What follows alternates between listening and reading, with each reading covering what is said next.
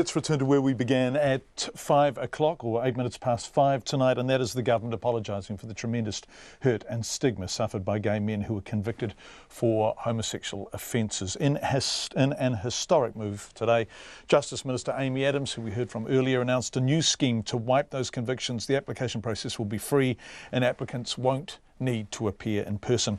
The Homosexual Law Reform Act of 1986 decriminalised consensual sex between men aged 16 and over. It was a criminal offence prior to then, but convictions for those offences remained on record and can still appear in criminal history checks. I asked gay rights pioneer John Jolliffe if he knew anyone who was convicted of being homosexual.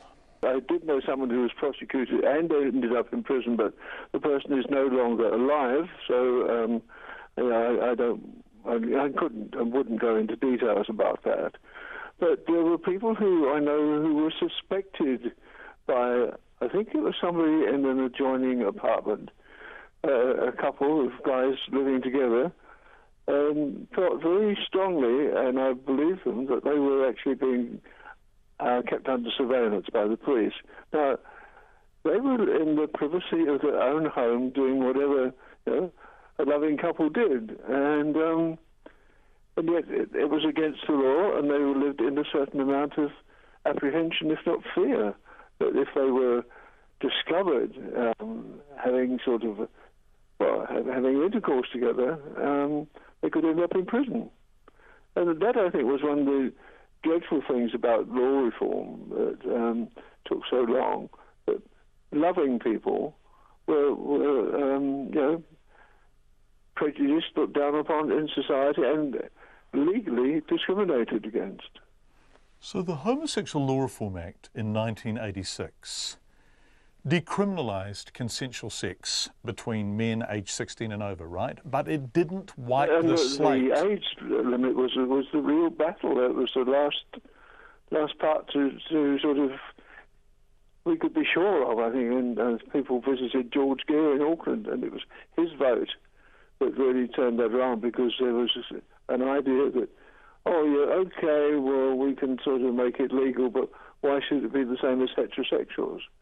And I remember Des and I standing up for saying, well, why shouldn't it be the same as for heterosexuals? But people were talking about, it's okay to be 21 or 18, but not 16. Well, what is it you say, you and Des? Were you and Des together in 1986?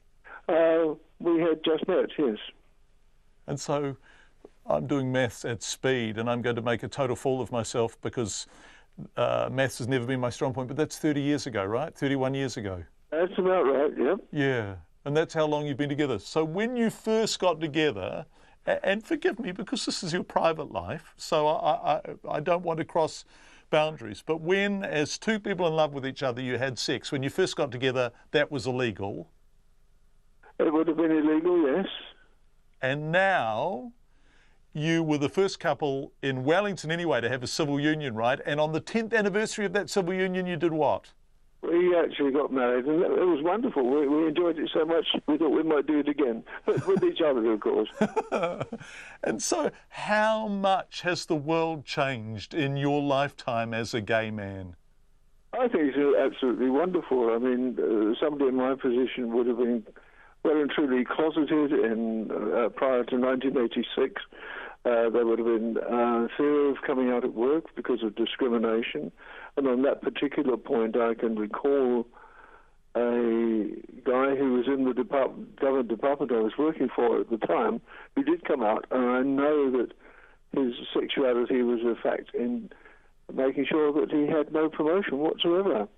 There were, definite moves to sort of, we don't want that guy doing this sort of thing, and there was no hazard, as it were, in the employment.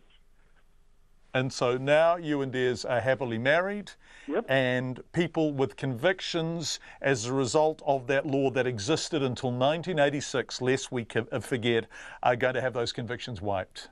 If they apply, I understand that's the position, John, they have to apply for it, is that correct? Yes, it is.